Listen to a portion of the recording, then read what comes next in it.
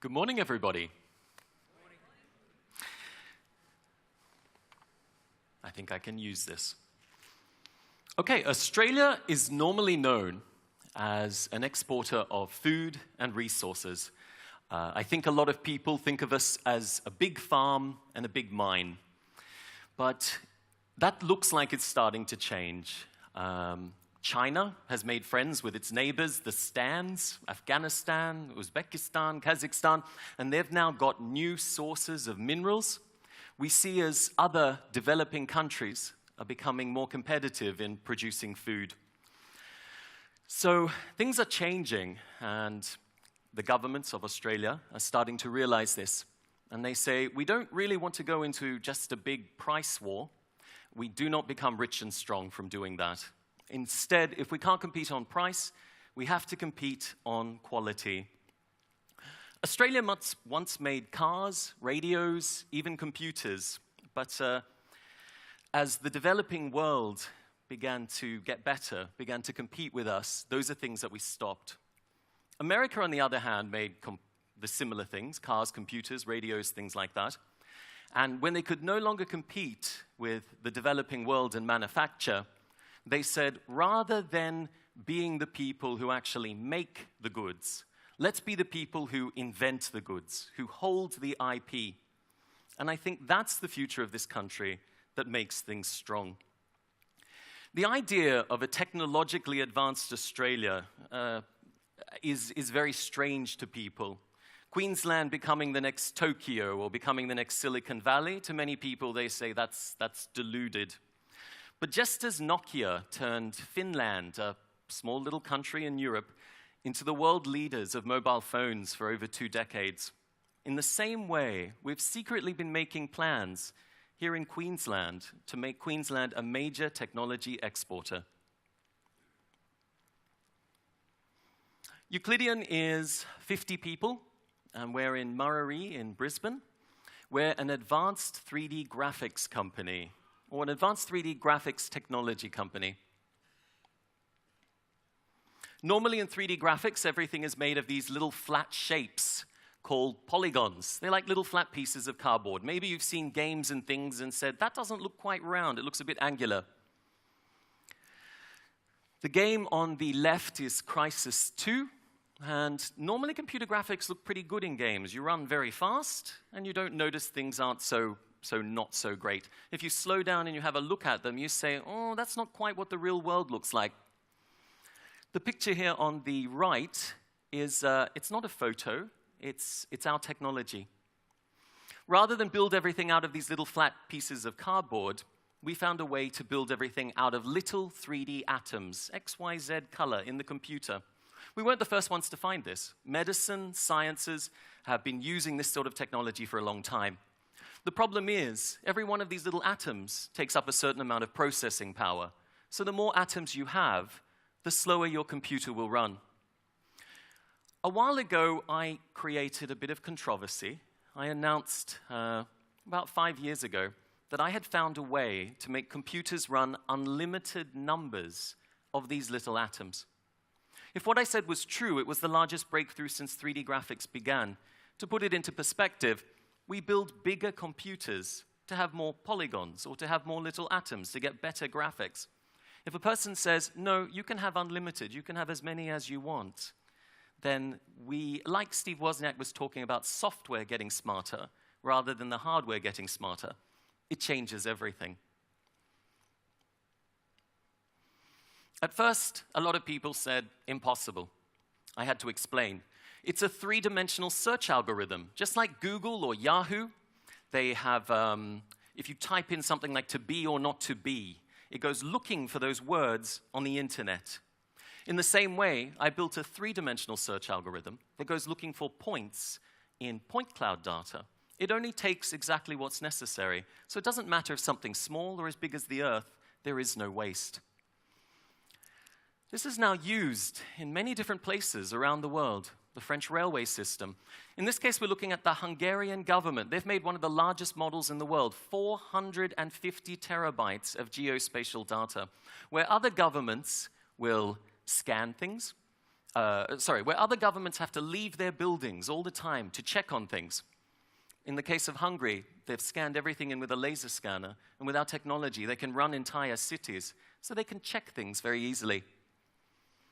In Tokyo, when there is a traffic crash, they need to put a plan in very quickly into place. And if they're able to see a real three-dimensional scan, then it helps them to put the right plan in place.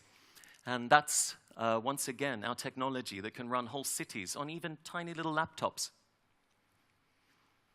Computer games. A lot of people are excited about the idea of computer games that have unlimited power. Well, we're only just getting started. This here is a game that we're releasing soon, and it looks okay. It looks like other games, but there's a few differences. The animals you're seeing there are not made of polygons. They're a world-first new virtual life form. They're made of animated point cloud data. All the graphics, they weren't made by artists. They were made by us going down to the river with buckets and collecting rocks and sticks and leaves and things like this, and then we just scanned them in. There's always been the ability to scan things in, but never the ability to then use that in unlimited quantities. The biggest difference is not what you're seeing on screen, it's what's behind. This was made by 3 people in 2.5 months. If we have a look at how thousands of people are now put into making computer games, this makes a few big changes. There's a lot of talk of virtual reality helmets at the moment. 2 screens over your eyes, where when I look, the screens sort of change to what I would see from that direction. There are 2 ways of doing virtual reality. Think of it as like TV and the movies. The one is screens over your eyes. The other is a hologram room.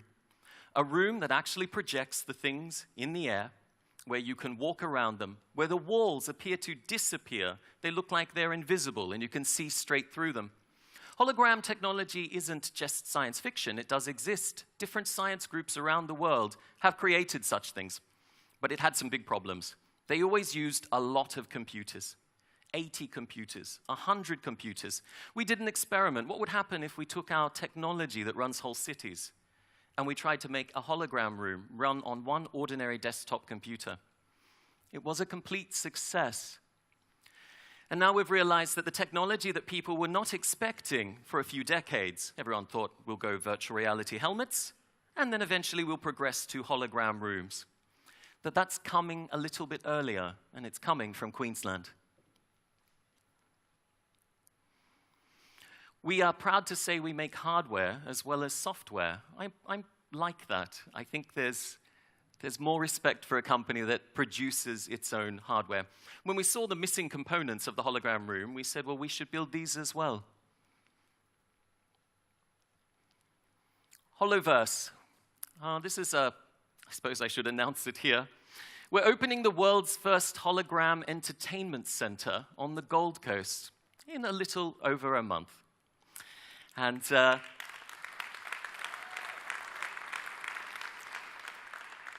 this is where we have 40 hologram rooms, and people can go and, do anything they can imagine, really. You can imagine how much we'll be building moving into the future. I'm going to show you a small 2-minute video of just some of the things that will be at Holoverse on the Gold Coast.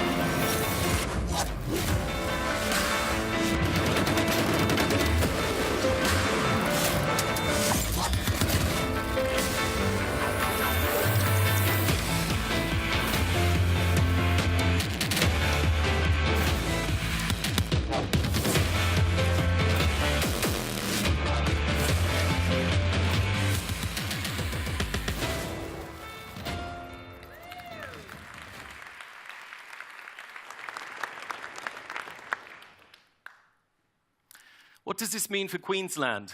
Let's just look at Brisbane. Brisbane is 2 million people. We have 4 paintball centres, 5 go-kart tracks, 7 laser tag centres, 8 trampoline centres, 18 bowling alleys, 27 children's play centres, and 38 movie cinemas. How many hologram entertainment centres of 40 rooms will we fit? We do not know. There could be as many as trampoline centres, 8 of them. There could be as many as movie theatres, 38 of them. How does that translate worldwide as an export from Queensland? There are 4,000 trampoline centres worldwide. If people like what we have made and we reach 4,000 trampoline centres, we'll be bringing 50 billion home to Queensland. We don't dodge tax. We're not one of those groups that, put it all in Ireland and things like that. We like paying tax. With tax, we buy civilization. And we're very proud to be a part of Queensland and doing what we're doing. Thank you, Anastasia. Please, Bruce. Over here, please, Bruce. There's no escaping it. We're going to have a little chat, you and I. Thanks so much. And I have to say, the Holoverse there looks a lot more like a kind of freaky horror show than it did when I was there the other day. But I can attest to the fact that jumping off the edge into the unknown is just as scary as it looks up there. So it's amazing how you can evoke the kind of emotional experience that Woz was talking about earlier. So let's go back to the beginning. We've got about 10, 15 minutes. How did you come up with this idea? Was it that you were trying to solve a particular problem, or where did you begin with the innovation? Oh, hard questions. I'm not Jana Vent. It's really... I do not encourage this at all. The universities of Queensland are amazing, but I didn't pass and I didn't get into one. Without being able to go to university, problems that I normally would have been taught the answers to, I had to find my own answers to. And so that led us on a very, very different path. If I look at... Oh, sorry. No, so the actual algorithms that you've developed here, this particular problem, the whole going from polygons to point data, so was it your background in being self-taught? Is that what you're saying? I mean, what was the moment that really made you tackle this? I remember someone from ancient Greece said, what I cannot make, I do not understand. And I think for me, it was that all that freedom that one gets in Australia, I mean, we're a little bit less stressful here. Some countries, they say, we want to innovate, so we must push as much homework and as much stress on children's lives. I think that those who innovate need to have this sort of happiness, this sort of less stress that we get in different parts of the world, particularly here in Queensland. It's a good place. Okay. How long did it take you to go from having this idea for an alternative, using the science methodology in another way to make polygons hopefully obsolete in your world? 13 years, much to my parents' despair. What are you doing? How old are you now? What are you doing?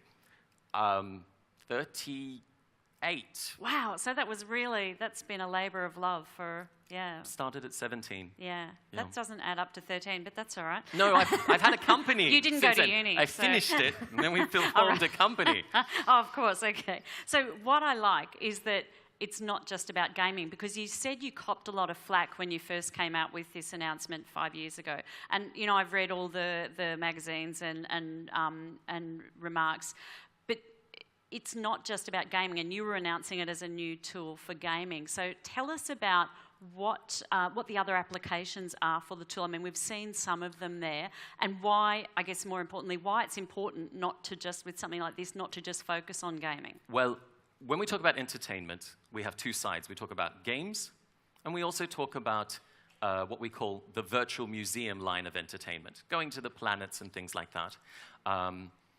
We also do a lot of work in medicine. We work with QBI, Queensland Brain Institute, to try and solve some of the problems of visualization of medical data. We showed how our... So doing the sorts of things they've been able to do in the past with masses of computer banks, but with smaller... Our ability to scan brains and things is getting better, and the computers can't keep up. There is such a thing as $12 million supercomputers that people buy. We've been throwing our unlimited power technology at these problems. We'll reveal all of those in later years. But for now, yes, it's used in so many different areas. 3D graphics is a whole industry. And if you have a way to give unlimited power, then that applies to everything. I think unlimited power is probably the phrase that's getting people going, huh? Because it sounds a little bit like a violation of, the second, third, any of those laws of thermodynamics. So maybe it's the tag that's been your bugbear, but it's certainly very descriptive of what you're trying to do.